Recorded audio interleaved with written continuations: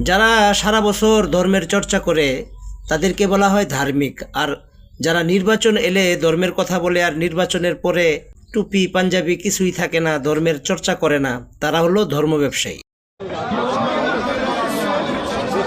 রাজনৈতিক দলের কিছু ব্যক্তি বা বেশ কিছু ব্যক্তি বিভিন্ন জিনিসের টিকিট বিক্রি করে বেড়াচ্ছে, বিভিন্ন জিনিসের কনফার্মেশন দিয়ে বেড়াচ্ছে।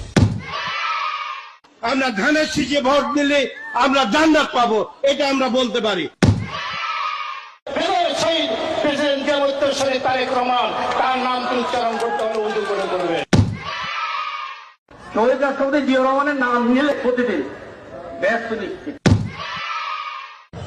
বেগম খালেদা জিয়া যার নাম উচ্চারণ করলে মুখটা পবিত্র হয়ে যায়।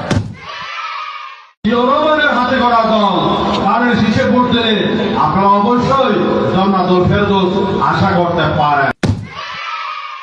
আপনার স্বামী যার পায়ের নিচে আপনার বেশ, সেই পুরুষ মানুষগুলো এখানে উপস্থিত আছে, তাদেরকে বলবো বাড়ি বাড়ি গিয়ে মা বোন চাচি খালাদের বলে দেবেন ভোট ধানের শীষে দিতে হবে।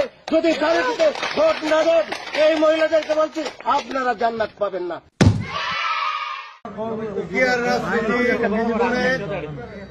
আমি মক্কা মনে করি সাধারণ তুতুলির এই বাড়িটাকে।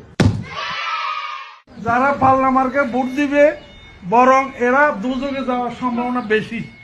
বিভিন্ন বাড়িতে যাইয়া আমাদের ধানের শীষের পক্ষে কথা বলবে।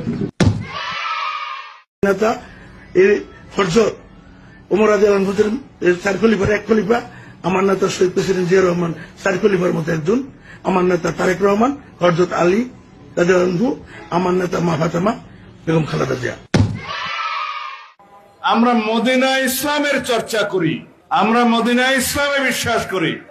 শরিয়া আইনের ব্যাপারে ওটাও বলেছে কিন্তু যে আমরা শরিয়া আইনে বিশ্বাস করি না। ধর্ম ব্যবসায়ীদের মুখোশ উন্মোচন করতে যে ভাইটি এতগুলো ভিডিও একসাথে করছে তাকে অসংখ্য ধন্যবাদ।